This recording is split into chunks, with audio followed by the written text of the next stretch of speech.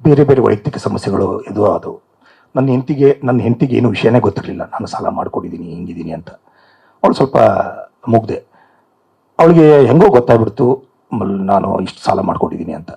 More than 8 crores ನಾನು ಸಾಲ ಮಾಡಿದ್ದು.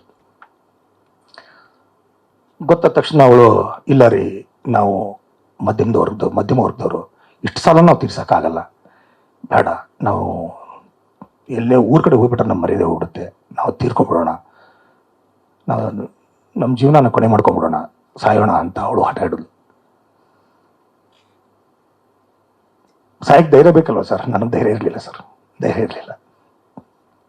ನನ್ನ ಹೆಂಡತಿಗೆ ಧೈರ್ಯ ಇತ್ತು, ನನಗಿರಲಿಲ್ಲ ಧೈರ್ಯ. ಚಿಕ್ಕ ಮಗು, LKG ಮಗು, ನನ್ನ ಮಗ, ಒಬ್ಬನೇ ಮಗ. 3 ದಿನ ಬರೀ ಕಣ್ಣಲ್ಲೇ ನೀರು ಹಾಕಿದ್ವಿ, ಏನು ಮಾಡಬೇಕು ಅಂತ. ಸಾಯ್ಬೇಕು ಅನ್ನೋ ವಿಚಾರ ಇದ್ದಾಗ ಒಂದು ಫೋನ್ ಬರುತ್ತೆ ನನಗೆ, ನನ್ನ ಮಿಸ್ಸಸ್ ಊರಿಂದ ಒಂದು ಫೋನ್ ಬರುತ್ತೆ.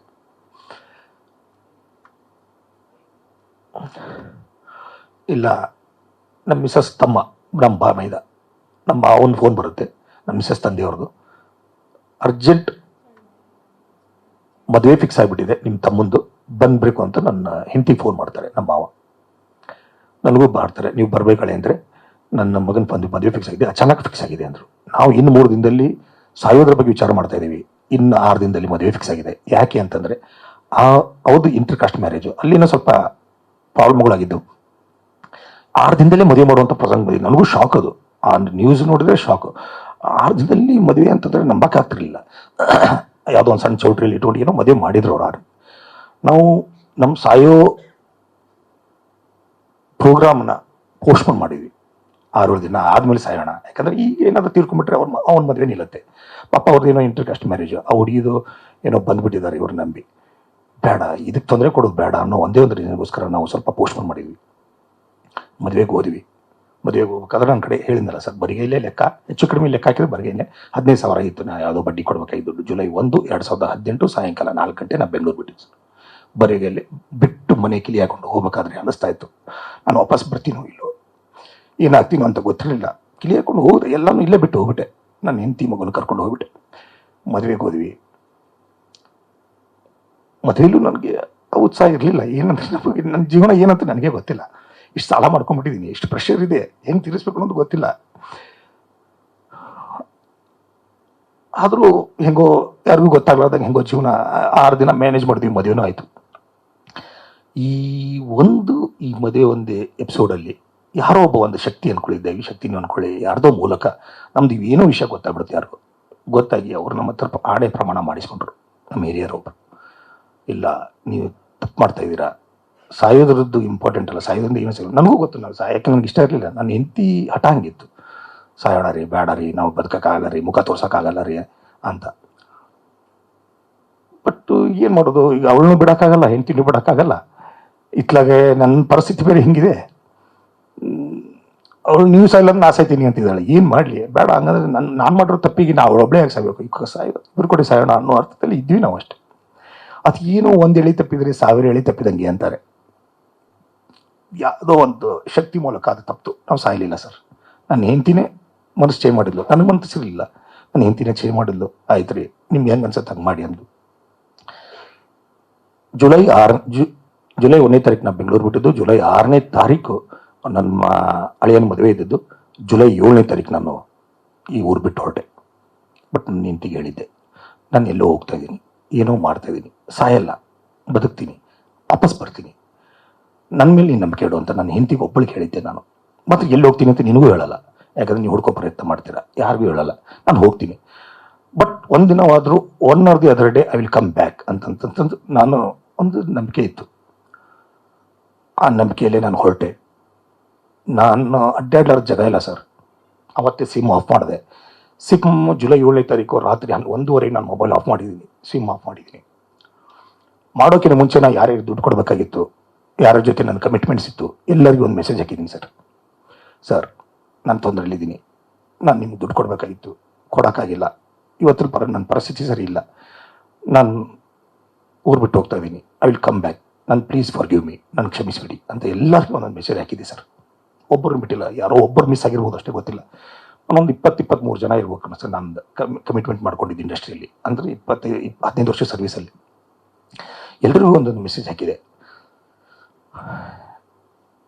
ಮೆಸೇಜ್ ಹಾಕಿ ಮೊಬೈಲ್ ಆಫ್ ಮಾಡಿಬಿಟ್ಟೆ. ರಾತ್ರಿ 1:00 ಯಾರೂ ಎಚ್ಚರ ಇರಲ್ಲ.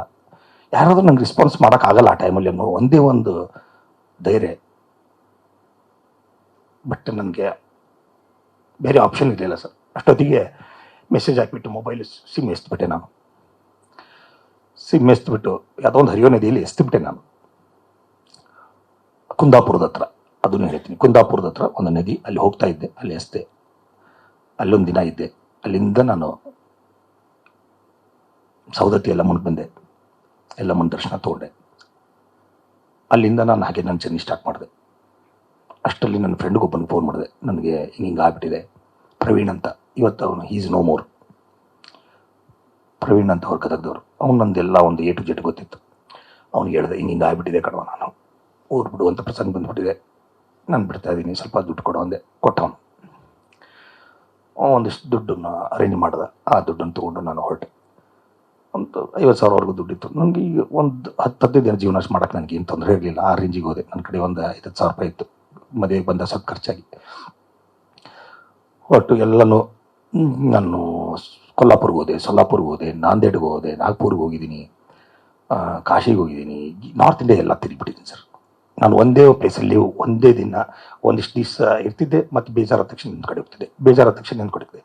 ನಾನೊಬ್ಬ ಇಂಜಿನಿಯರ್. ನಾನು ಇಂಜಿನಿಯರಿಂಗ್ ಕಲ್ತಿರೋದ್ರಿಂದ ನನಗೆ ಸ್ವಲ್ಪ ಲ್ಯಾಂಗ್ವೇಜ್ ಪ್ರಾಬ್ಲಮ್ ಇರಲಿಲ್ಲ. ನಂದು ಹಿಂದಿ ಚೆನ್ನಾಗಿದೆ, ಇಂಗ್ಲೀಷ್ ಒಂದು ರೇಂಜಿಗೆ ಮ್ಯಾನೇಜಬಲ್. ಹೀಗಾಗಿ ನಾನು ಎಲ್ಲೇ ಕಡೆ ಜಾಬ್ ಮಾಡೋಕ್ಕೆ ನನಗೆ ಏನು ತೊಂದರೆ ಆಗ್ತಿರಲಿಲ್ಲ. ಎಲ್ಲೇ ಒಂದು ಟೂರಿಸಂ ಡಿಪಾರ್ಟ್ಮೆಂಟಲ್ಲಿ ಕೆಲಸ ಮಾಡಿದೆ, ಯಾವುದೋ ಒಂದು ಪೈಪ್ ಫ್ಯಾಕ್ಟ್ರಿಯಲ್ಲಿ ಕೆಲಸ ಮಾಡಿದ್ದೀನಿ, ಯಾವುದೋ ಒಂದು ರಿಯಲ್ ಎಸ್ಟೇಟಲ್ಲಿ ಕೆಲಸ ಮಾಡಿದ್ದೀನಿ. ಒಂದಲ್ಲ ಎರಡಲ್ಲ ಸಾವಿರಾರು ಕೆಲಸ. ಹೋಟೆಲ್ ನನಗೆ ತೃಪ್ತಿ ಆಗೋವರೆಗೂ ಒಂದಿಷ್ಟು ಕೆಲಸ ಮಾಡ್ತಿದ್ದೆ. ಬೇಡ ಅನ್ನಿಸ್ತದೆ, ಇನ್ನೊಂದು ಜಾಗಕ್ಕೆ ಚೇಂಜ್ ಮಾಡ್ತಿದ್ದೆ. ಈ ಮಧ್ಯದಲ್ಲಿ ನಾನು ನನ್ನ ಮಿಸಸ್ಗೆ ಲೆಟರ್ ಬರೆದೆ, ನಾನು ಇದ್ದೀನಿ, ನಾನು ಹುಡ್ಕೋ ಪ್ರಯತ್ನ ಮಾಡಬೇಡಿ.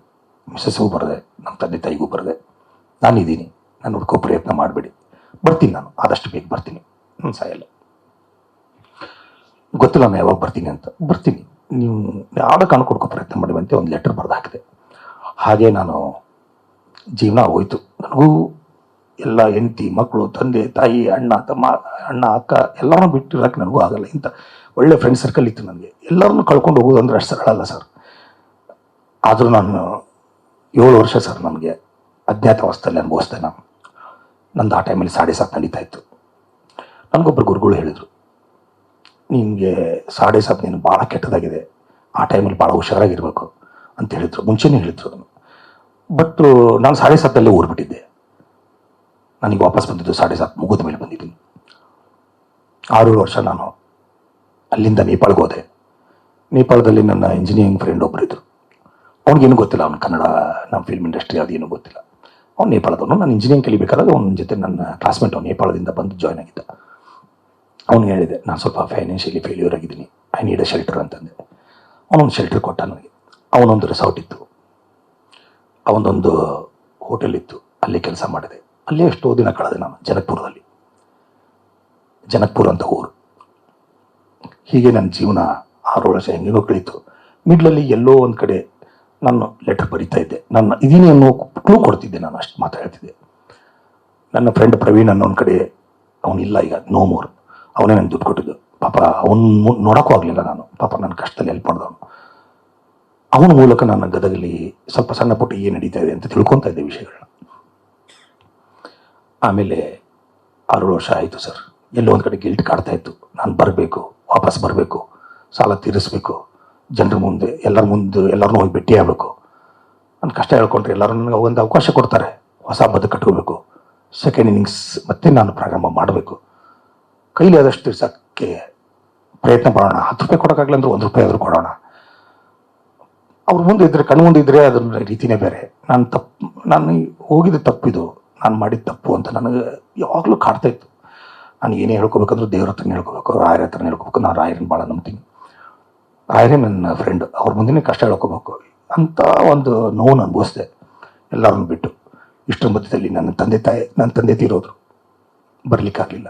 ನನ್ನ ತಾಯಿ ತೀರೋದ್ರು, ಬರಲಿಕ್ಕಾಗಲಿಲ್ಲ. ನಮ್ಮ ಅಜ್ಜಿ ತೀರೋರು, ಬರಲಿಕ್ಕಾಗಲಿಲ್ಲ. ನನ್ನ ಫ್ರೆಂಡ್ ಪ್ರವೀಣ್ ತೀರೋರು, ಬರಲಿಕ್ಕಾಗಲಿಲ್ಲ. ಒಂದು ಹಿಡಿ ಮಣ್ಣಕ್ಕಾಗಲಿಲ್ಲ ಸರ್. ಭಾಳ ಬೇಜಾರಾಯಿತು. ನ್ಯೂಸ್ ಫಸ್ಟ್, ನಿರ್ಭೀತಿಯಿಂದ ನಿಮ್ಮ ಪರವಾಗಿ.